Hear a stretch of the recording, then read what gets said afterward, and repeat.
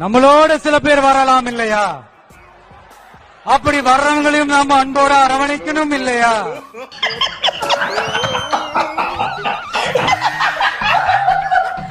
நமக்கு எப்பவுமே நம்மள நம்பி வர்றவங்கள அரவணைச்சுத்தானே பழக்கம்.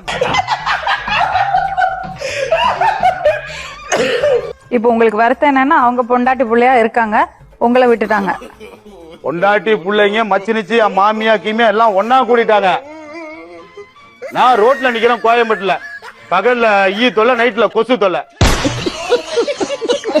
நாடு போற்றும் சரித்திரத்தை நாளை நாமும் படைத்திடவே உடன் பிறப்பே ஓடிவா படை திரண்டே அண்ணா சொன்ன பாதை தேடிவா. எனது வீட்டுல கும்பலையா கூட இவ்வளவு அழுக மாட்டாளுங்க. ஆனா நீ இந்த ஆளே அழுகிறியடா. இந்த ஆளே அழுகிற நீ.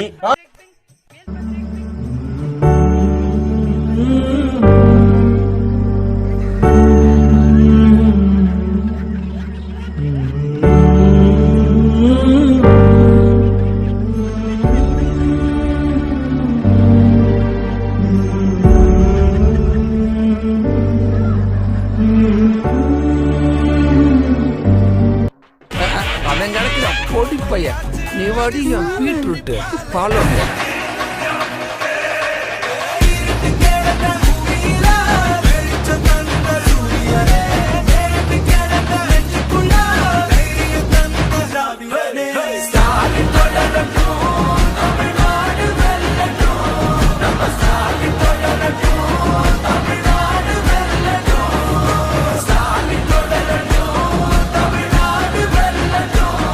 I know somewhere deep down in my heart.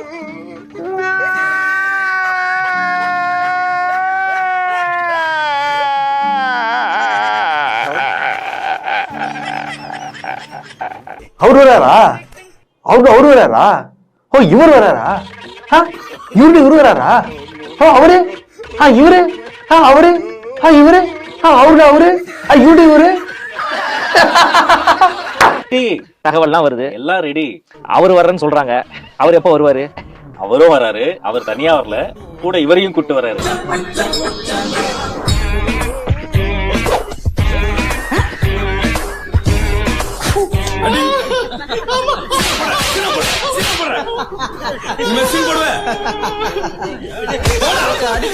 அப்படிதாங்க இன்னைக்கு தாவேக்கா பனையூர் ஆபீஸ்ல இருந்து இந்த ரெண்டு பேரும் வந்து பேசுகிறானுங்க. அவரு வராரா இவரு வரா.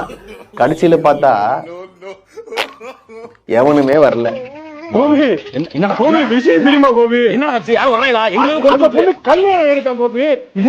கல்யாணம் ஆயிடுச்சு. அதான் பேசுறது இல்ல, எதுவும் பண்றது இல்ல. கேட்டு நான் லவ்வே பண்ணல, ஃப்ரெண்டா தான் பாக்கணும்னு என்னையா. என்ன கடைசியில எழுவு காத்த கிளி எழுவு காத்த கிளின்னு ஒண்ணு சொல்லுவாங்க பாத்தீங்களா? அந்த மாதிரிதான் ஆயி போச்சு இவங்க நிலைமை. உங்களை நினைக்கும் போது என் கண்ணு கசங்குதுடா. எவனும் வரல, எந்த கட்சியும் மதிக்கல. ஏன் தெரியுமா? There are so many jackals and other animals in the forest, but there will be only one lion.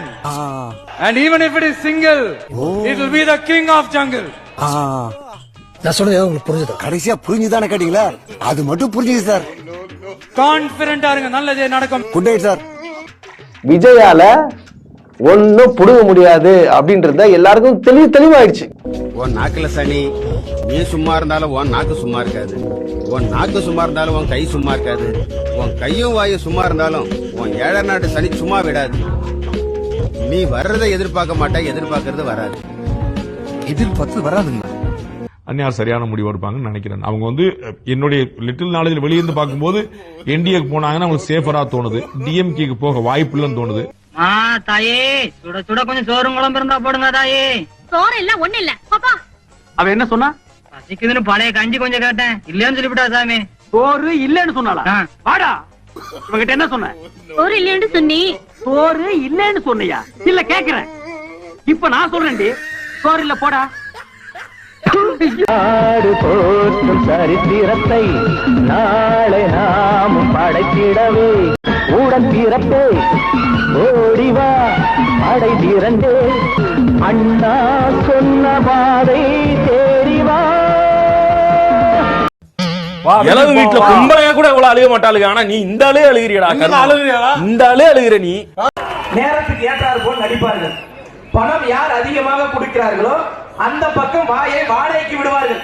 ருக்கோ ஜரா சபர் கரோ. அரசிற்கு செலுத்த வேண்டிய வரியவே நீங்க ஒழுங்கா செலுத்தாத நீங்க எப்படி ஒரு அரசாங்கத்தை உங்களால் நடத்த முடியும்? உங்களுடைய சொந்த துறையில இருக்கிற அந்த ஏற்றத்தாழ்வுகளே சரி செய்ய முடியாது. நீங்க தமிழ்நாட்டு மக்களுடைய பிரச்சனை நான் சரி செய்வேன் என்பது ஏமாற்று வேலை. இதுக்கு பிச்சை எடுக்கலாம். விக்கிரவாண்டி மாநாட்டிற்கு முன்பு தமிழ்நாட்டின் ஒரே சூப்பர் ஸ்டார் அண்ணன் விஜய் அவர்கள் தான். சொல்லு, தமிழ்நாட்டின் ஒரே சூப்பர் ஸ்டார் அண்ணன் விஜய் அவர்கள் தான். எது வேணாலும் போடுவாங்க. சுறா படத்தையே பாக்ஸ் ஆஃபீஸ் சீட்டு 100 கோடி வசூல் ஆயிடுச்சு அப்படின்னா அந்த படத்தை பார்த்தா நமக்கு தெரியும் அந்த படம் ஓடிச்சா ஓடலையான்னு. இந்த படத்தோட ப்ரொமோஷனுக்காக அவங்க போடலாம். திரையரங்கு முழுவதும் கூட்டமாக நிரம்பியதுன்றான். பாய் தியேட்டர்ல ஆளே இல்லை. வெக்கமா இல்ல, வெக்கமா இல்ல, வெக்கமா இல்ல, வெக்கமா இல்ல. பக்கா மாஸ் கட்சியின் தலைவர் விஜய் அப்படின்னு கலாய்க்கிறார்ல. ஒரு பக்கம் 10 கட்சி கூட்டணி, ஒரு பக்கம் 8 கட்சி கூட்டணி. எத்தனை கட்சி கூட்டாக சேர்ந்து வந்தாலும் தன்னன் தனியாக தமிழ்நாட்டின் மக்களின் துணையோடு நான் வெல்வேன் என்று வரக்கூடிய தலைவர் என்னென்ன சொல்றான் பாருங்க. கம்பி கட்டுற கதையெல்லாம் எழுத்து போடுறாங்க. அவர் வர்றேன்னு சொல்றாங்க. அவர் எப்ப வருவாரு? அவரும் வராரு. அவர் தனியா வரல, கூட இவரையும் கூட்டு வராரு. அவரும் வராரா? எனக்கே சிரிப்பா இருக்கு.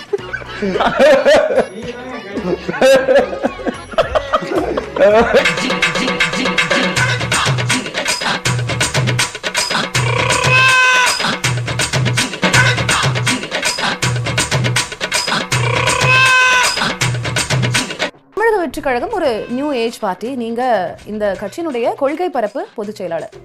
கட்சியினுடைய தலையாய கொள்கைகள் 5 கொள்கைகள் நீங்க எனக்கு வரிசைப்படுத்துங்களேன். சொல்றா. திமுக எதிர்ப்பு அப்படின்றத தாண்டி தமிழக வெற்றி கழகத்தின் முதல் மாநாடே பாத்தீங்கன்னா கொள்கை திருவிழாவாக தான் தலைவர் அவர்கள் அறிவித்து அந்த மாநாடு மிக வெற்றிகரமாக நடைபெற்றது. உங்களுக்கு எல்லாத்துக்குமே தெரியும். தமிழக வெற்றி கழகத்தின் முதன்மை கொள்கை பாத்தீங்கன்னா சமூக நீதி. எங்க முதல்ல சொல்லு. மறுபடியும் முதல்ல சொல்லுன்னா என்னங்க அர்த்தம்? சொல்றா. தமிழக வெற்றி கழகத்தின் முதன்மை கொள்கை பாத்தீங்கன்னா சமூக நீதி. ஆள பைத்தியமாங்களான்னு பாரியா? ஒரு கிக் இருக்கட்டுமேன்னு சொல்ல எகிரி பாரு. மதச்சார்பின்மை போடலையே. அப்புறம் பெண் விடுதலை இல்லீங்களே. மாநில உரிமைகள், திருமொழி கொள்கை, நீங்க சொல்ற மாதிரி 5 முக்கிய கொள்கைகளை நம்ம எடுத்து போடவே இல்ல. பச்சை கிளிங்கிற வார்த்தையே இதுல இல்லைங்க. செம்ம காமெடி இல்ல.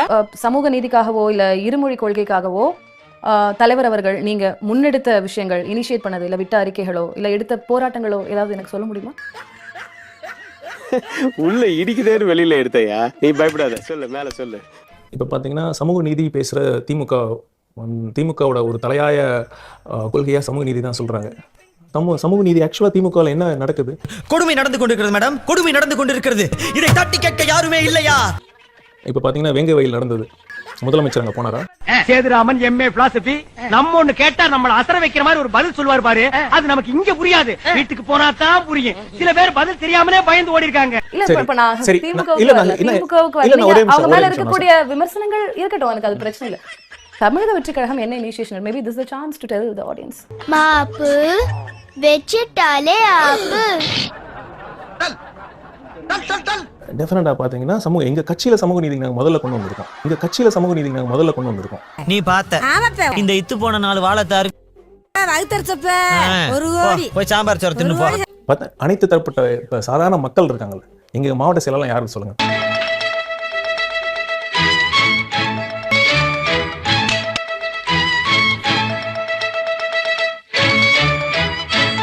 சாதாரண ஆட்டோ ஓட்டுநராக இருக்கட்டும், ஒரு மாற்றுத்திறனாளியா இருக்கட்டும், இத்தனை சமூகத்துல ஒரு விளிம்பு நிலையில இருக்கிறவங்க எல்லாம் ஒரு எம்பவர் பண்ணிருக்காரு எங்க தலைவர். அடி பல்லகளெல்லாம் உடைச்சு படிக்க தெரிஞ்சா படி, தப்பு தப்பா படிச்சு அடி வாங்கி சாகாத சொல்லிட்டு அப்படி யாரும் இல்லையா? யாரு இருக்காங்க சொல்லுங்க. இல்ல மாற்றுத்திறனாளிகள் இல்லையா? திமுக இல்லையா? அதிமுக இல்லையா? வேற கட்சி நீங்க நான் உண்மை நான் சொல்றது உங்களுக்கு புரியாது. அப்ப புரியுற மாதிரி சொல்றேன். சரி, இப்ப இருமொழி கொள்கை அது உங்களுடைய முக்கியமான கொள்கையை சொல்லியிருக்கீங்க. தமிழ்நாட்டுல மும்மொழி கொள்கை கொண்டு வரதுக்காக இப்ப நியூ எஜுகேஷன் பாலிசி இருக்கு. தொடர்ந்து ஆளக்கூடிய அரசாங்கம் அதற்கு எதிர்ப்பு தெரிவிக்கிறாங்க. What is the take of TVK? தாவிகாவோட நிலைப்பாடு என்ன? அது குறித்து விஜய் எவ்வளவு இடங்கள்ல பேசியிருக்காரு? இந்த மூஞ்சா பார்த்தா அப்படியா தெரியுது உங்களுக்கு? நீங்க பொறுத்திருந்து பாருங்க. எங்க தேர்தல் அறிக்கையில இருமொழி கொள்கை பத்தி நாங்க வந்து தலைவர் அவர்கள் என்ன பிளான் வச்சிருக்காரு அப்படிங்கிறது தெளிவா தெரியும். பொறுத்திருந்து என்ன சார், நோட்டிபிகேஷன் வர வரைக்குமா? ஏன் அதுல என்ன இருக்கு? பெரிய பீட்ரு இவரு. ஒண்ணு தெரியும் சொல்லு, இல்லன்னா தெரியாதுன்னு சொல்லு. எல்லாமே தெரிஞ்ச மாதிரி இல்லாத பிரச்சனைகளா தீர்வு தான் நான் வேணா சொல்ல முடியும். 41 பேர் கொலை பண்ணதே நாம தான். 41 பேர் கொலை பண்ணதே நாம தான். 41 பேர் கொலை பண்ணதே நாம தான். லூசுரா? லூஸ் இல்லனே, மென்டல். ஓட்டு போட போறா? சூரியன் ஏன் போறா? 1000 ரூபாய் போட்ட நான் வச்சு முன்ன காசு போயிருந்தேன்டா. இந்த வெடி விஜய்க்கு போறேன், விஜய்க்கு போறேன். நான்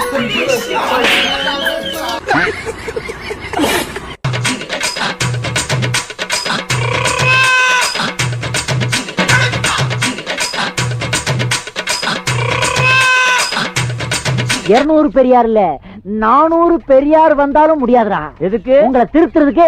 2026ல விஜய் வந்து முதலமைச்சர் வரும்னு சொல்லி இருக்கிறாரு. வந்துருவாரா? 2026ல வரதுக்கு வாய்ப்புண்டா விஜய் வரதுக்கு?